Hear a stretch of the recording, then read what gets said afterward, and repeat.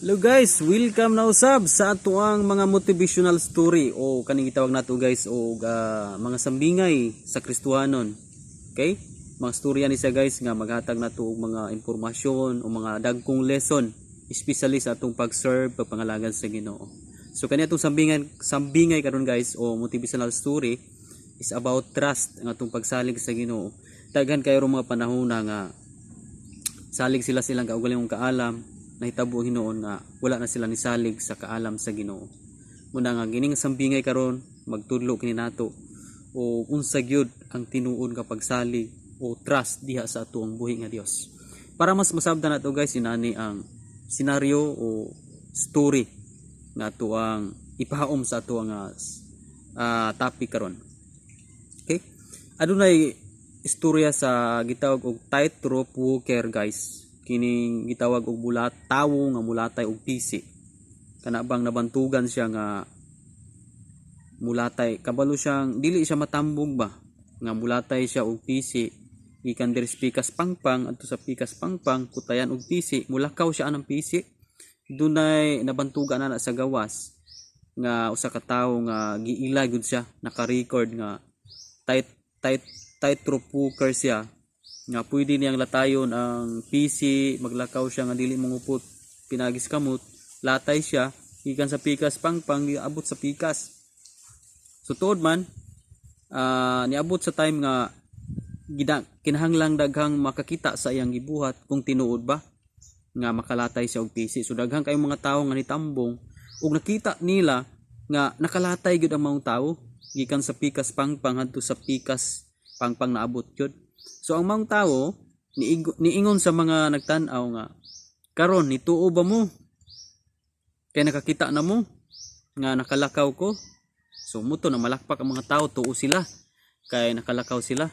So niingon tong maong tightrope walker nga okay karon mutuo ba mo nga makalabang kog balik sa akong paglatay, mubalik kog latay nga adunay mubala nako, dunay mubala niya. So nituo sila, yes kaya na nimo niya na itong mga tao, yes kaya na nimo. So muto nituo man sila, daghan mang ni believe, daghan mang plakpak nga kaya na nimo. So niyon siya, so kinsa man diha ninyo ang mubala para mo latay ta paingon sa pikas daplit. Okay? So wala gyoy nangahas, wala gyoy ni isa hilom gyud kay wala gyud sila pagsalig, nawala ang ilang trust. Pero adunay usa ka bukbata nga nakadungog o miisa sa kamot mitando nga siya daw ang mubala. So muto nakuyawan ang tanan nga nan-aw, gibala ang bata nakuyawan, and nakalabang sila sa pikas daplin nga nagbala og bata tong tightrope walker. So sa pikas daplin naabot sila dito, daghan po kay mga tao, gipangutana dito ang bata kung anong kursunada kayo kang nibala sa imuhang sa tawo nga naglakaw sa PC. Anong sa tanan nga dagko nga mga hamtong ikaw ra may nangahas, ang uban wala man. Niingon tong bata nga kanang naglakaw sa PC o nagbala nako, ako nang amahan. Busa kay amahan man ako siya, salig kaayo ko niya nga di gyud mi matambog duha. Okay? So din nila takutob sa ato ang sambingay guys. Kung tinuod gyud ita nga anak sa Dios, dili gyud mawala ang ato ang pagsalig diha sa atong buhi nga Dios. Sumala sa atong sambingay nga wa gyud nangahas, although nituo sila nga makalakaw ang maong tao kay tightrope walker giila gud siya. So makalakaw siya apan nibilib tuod sila pero wala sila trust. Daghan kaayo mga Kristohanon nga galabira ang pagbilib, pulong sa Ginoo, bilib sila, tuo sila. Pero kung magisgot na tag-trust diha sa mga difficult situation, mo ni ang kalabanan nga kasurindiran sa mga Kristohanon. Kung maghisgot na tag-trust diha sa mapait nga mga kahimtang kasinatian, mo ni ang kalabanan nga dili gud sila, mubiya gud sila, wa gud sila salig, mawala ang ilang pagsalig sa Ginoo. Okay? Matud pas Proverbs 3 verse 5, Proverbs 3 verse 5. Salig sa Ginoo sa bug-os mong kasing-kasing, ayaw gayud pagsalig sa imong kaalam. Okay? Verse 6, hinumdumi siya sa tanan mong buhaton ug tultulan kaniya sa matarong nga dalan. Okay? Yun siya, salig sa Dios sa bug-os mong kasing-kasing.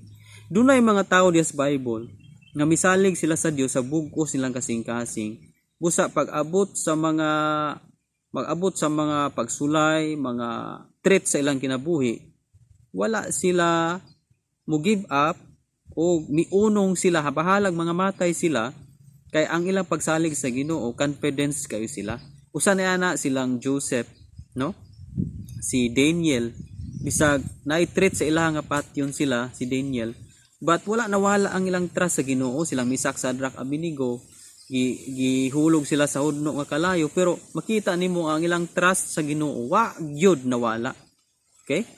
Manang makapamalandong ta nga sa mga early Christian, pakamatyan nila ang pagpangalagan sa Ginoo. Bahalag mga pulungan silang liog, ipakaon sa leon, bahalag mga matay sila, basta kadili sila mubiya sa pag-alagad sa Ginoo. Kay naadya na develop ang ilang trust.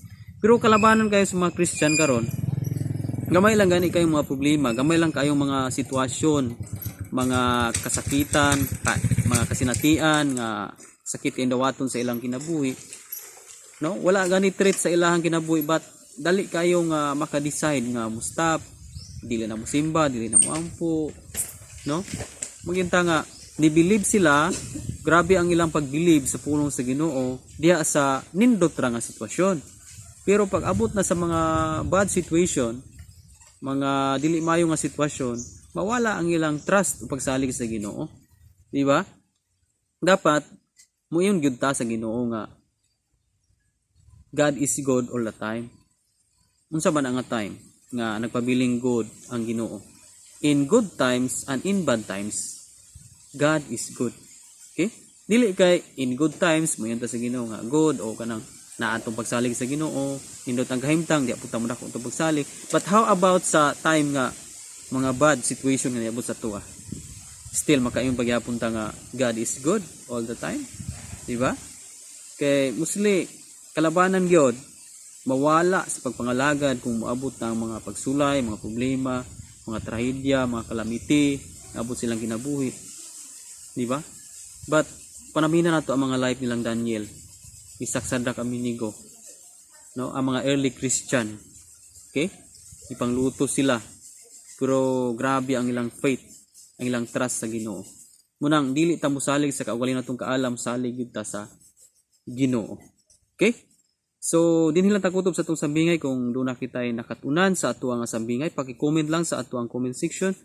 And be sure guys nga nakasubscribe ka o nakaklik ka sa notification bell para tanan nga mga sambingay nga umabot sa daghan pa ta mga sambingay, ma-notify ka sa atong mga daghang sambingay. And kini atong mga sambingay, disclaimer ta, pwede na magamit nato as a preaching illustration, especially nga nagtudlo ta sa pulong sa Ginoo as a preacher, o kung usa ka magwali sa church, usa ka tagtudlo sa pulong sa Ginoo, dili man siguro ka pastor pero tagtudlo ka sa pulong sa Ginoo, pwede ni magamit as a preaching illustration.